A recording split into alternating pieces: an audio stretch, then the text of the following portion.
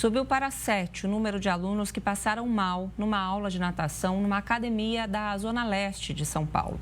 Os donos do estabelecimento prestaram depoimento. O delegado pediu a prisão e indiciou por homicídio. Os 3 sócios chegaram à delegacia com um advogado. Na terça-feira, o manobrista, também responsável pela manutenção da piscina, foi ouvido.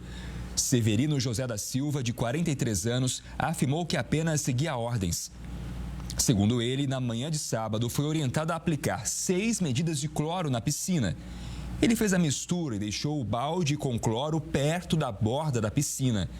10 minutos depois, os alunos começaram a passar mal.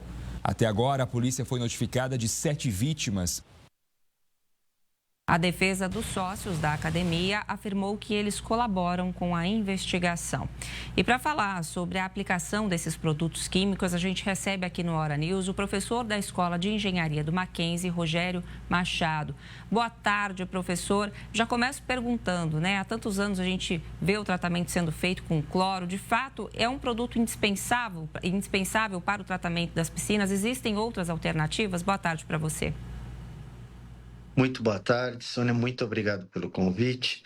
Existir opção existe, muito pouco, eu diria que só o ozônio, gás ozônio, que é mais caro, não deixa residual. Se comparar com o cloro, ele é melhor para o ser humano, porque não deixa residual. Só que, como não deixa residual, é sempre necessário ter cloro junto, mesmo com o ozônio. Motivo, o cloro é o principal. Não é à toa que se usa cloro, vamos falar há século, nesse sentido. Por quê? Porque ele é um excelente bactericida. Ele mata os micro-organismos patogênicos, os nocivos, facilmente. Veja bem, por que ele é tão importante? Por causa disso. Só que ele tem que ser usado na dose certa, manuseado da forma certa, colocado de forma correta e controlado, principalmente controlado. Professor, agora tem diferença de risco no cloro líquido, granulado ou pastilha? Na verdade, a maioria que você vê, o cloro líquido, eu vou te falar que é o hipoclorito de sódio, que é líquido, o alvejante que você conhece nesse sentido, e a gente usa para limpar banheiro, para limpar descolorir, coisa que o valha. Ele é muito forte. Tanto que algumas pessoas têm dificuldade, cometem um erro de estar limpando o seu próprio box no banheiro com água quente e acaba sufocando. Ele é muito perigoso. Agora, o sólido é o mais comum, o pastilha, que é hipoclorito de cálcio. Quando você o coloca na água, ele solubiliza e numa reação química de hidrólise, que a gente chama, ele começa a se decompor e liberar cloro. O erro ali, me parece, se foi nesse sentido, me parece que foi feito, está ali concentrado e o cloro passou para o ar. Lembremos o seguinte, sempre, a principal via de contaminação e mais rápida que o ser humano se contamina é pelo ar. É sufocante. Na verdade, o cloro começa a corroer a pessoa por dentro. E a água que tem no nosso corpo, nas narinas, na boca, no canal da lágrima, que tem água, vai fazer com que aquele cloro vire ácido clorídrico também. E ácido hipocloroso. E começa a corroer tudo. Por isso do perigo. Exatamente, um alerta importante. Então, o excesso de cloro é que carrega esse potencial efeito destrutivo. Quais são os principais sintomas, né? Até mesmo em casa, você comentou da possibilidade da dona de casa usar ali o alvejante para fazer a limpeza do banheiro. Quais misturas são perigosas nesse sentido? E se ela tiver uma possível intoxicação, quais são os sintomas que são alertas para ela buscar ajuda, professor?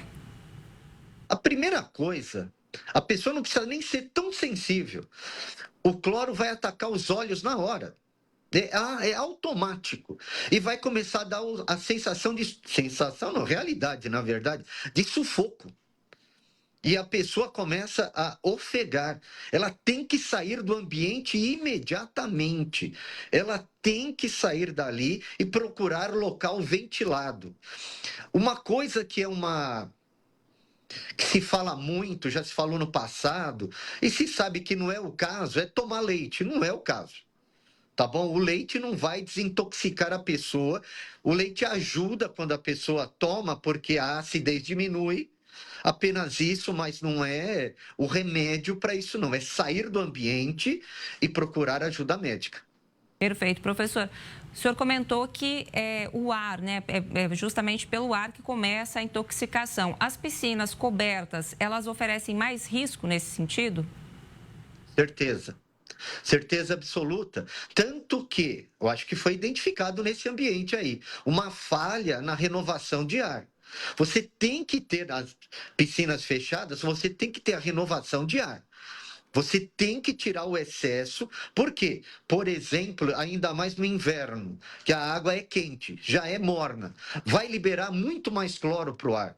Você tem que retirar, você tem que fazer isso. Como é que deve ser feito, por exemplo, com qualquer ambiente que tem ar-condicionado? Você tem que trocar o ar, senão o ar, a palavra é esquisita, mas é verdadeira, o ar fica viciado. A pessoa só sente quando o ar está viciado, por exemplo, se é um ambiente, e é fácil de identificar isso, onde tem o tabagismo. Se você não recicla o ar, aquele cheiro de cigarro, para quem não gosta, vai sentir na hora. Para quem não se importa, no caso, a intoxicação se dá por isso. Agora, a gente chega para uma aula de natação ou mesmo na piscina de casa, aquele cheiro forte de cloro do dia que foi feito o tratamento, é um indicativo de que pode ter excesso ou não é comum que tenha esse cheiro um pouco mais exagerado no dia que é feito o tratamento? É comum. Eu diria que é comum. O que não é comum é você adentrar e já sentir os olhos coçando. Isso não. Ou já ficar ofegante. Veja, uma pessoa é diferente da outra. Tá? Algumas pessoas têm mais resistência, outras pessoas têm menos. Eu vou te dar um exemplo bobo, que não é de piscina, mas é de parede pintada. Tem gente, veja bem, todos nós, no dia que pintar uma parede, mesmo com parede que tem a tinta solvente água, todos vão sentir o odor da tinta nova. Tem gente que depois de 2, 3 dias não sente mais nada. E tem gente que vai sentir até uma semana depois. Tudo depende das células olfativas que a pessoa tem. Essa é a realidade. Porque, exemplo, também como eu citei da parede, você tem soltando o solvente da parede, depende do solvente, até 2 anos fica soltando. Só que nosso nariz, as nossas células olfativas não percebem.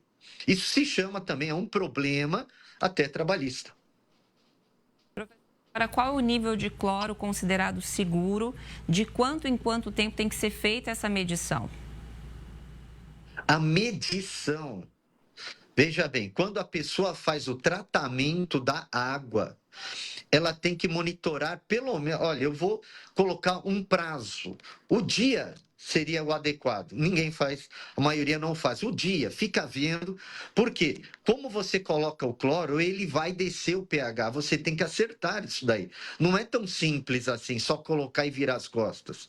Então, tudo depende da dose que ele colocou. Se colocou no máximo, vai ter que monitorar muito isso daí. E quando estiverem as pessoas, veja bem, o cloro vai ser consumido e vai ter que ser reposto. E isso tem que ser feito em que base? Controlando, vendo a quantidade. Tem medidores para isso. Já é vendido para isso. Para a gente que é leigo, então, que sempre contrata um profissional, que acredita que seja de confiança, mas tem alguma dica que a gente pode observar ou uma pergunta que a gente pode fazer para o profissional para identificar se ele de fato está preparado? Muito simples. Pergunta como ele controla o pH da piscina. Como ele sabe que está bom, que não vai corroer, vai machucar uma pessoa. Ela precisa, este profissional precisa ter controle do pH da piscina. Precisa, porque vai descendo o pH é porque está formando ácido, porque tem cloro em excesso. Por isso que se entra com barrilha, né, que é carbonato de cálcio, nome industrial, para acertar o pH. E adequado, qualquer piscina pelo menos que é a regra. Tem que ter bomba para homogeneizar a água. Na mão é que não dá, né? Realmente não dá, professor. Agora, você comentou do tratamento com ozônio. Eu já vi em algumas academias, até eles usam isso até na propaganda. Nosso tratamento é feito com ozônio. Sim. É um tratamento muito mais caro? Dá para se pensar que isso para o futuro talvez seja mais viável e mais seguro para quem pensa em questões de segurança mesmo para a família? O adequado é o ozônio. O ozônio é um gás, que fique bem claro isso. Nós produzimos, a natureza produz, nós temos lá a camada de ozônio, que já detonamos e agora parou de falar, mas ainda está ruim pra caramba. No caso, o ozônio é um gás que também tem a mesma função. O que ele é melhor? Ele clarifica a água, ele não deixa resíduo no ser humano, ele é ótimo, ele é bem melhor. O processo de instalação dele e até mesmo, veja bem, você tem que ter um maquinário adequado. A homogeneização dele é mais, vamos dizer assim, exigido. Só que tem um problema, ele não deixa residual. Então você tem que trabalhar muito com ele. E qual é o adequado para que você tenha, veja só que coisa curiosa, uma segurança. Só o ozônio não é o suficiente. Acabou o ozônio. O que você vai fazer? Não tem o que fazer. Você tem que entrar com cloro. Tem que entrar com cloro. Esse é o ponto, tem que ter cloro, sempre. O ideal era ozônio? Sim, mas sempre vai ser caro, porque é pegar o gás oxigênio que tem do ar e transformar em ozônio, numa máquina simples até. Não é um absurdo, porém requer sim mais controle para que ele funcione perfeitamente. Em ele falhando, tem que ter o cloro. Não dá para entrar numa água, mais de um ser humano entrar na água e não contaminá-la. Nós contaminamos só com a gordura do nosso corpo natural. Não é possível. Muito bem, professor. Então, muito obrigada pela entrevista. Deseja deixar um alerta final aqui para os nossos telespectadores? Deixo sim. Lamentavelmente, só quando ocorre uma coisa dessa para se prestar atenção. Tem muito mais coisa. Quando você for contratar, quer começar a nadar, tem muita gente que precisa, por exemplo, com problema respiratório, isso é grave.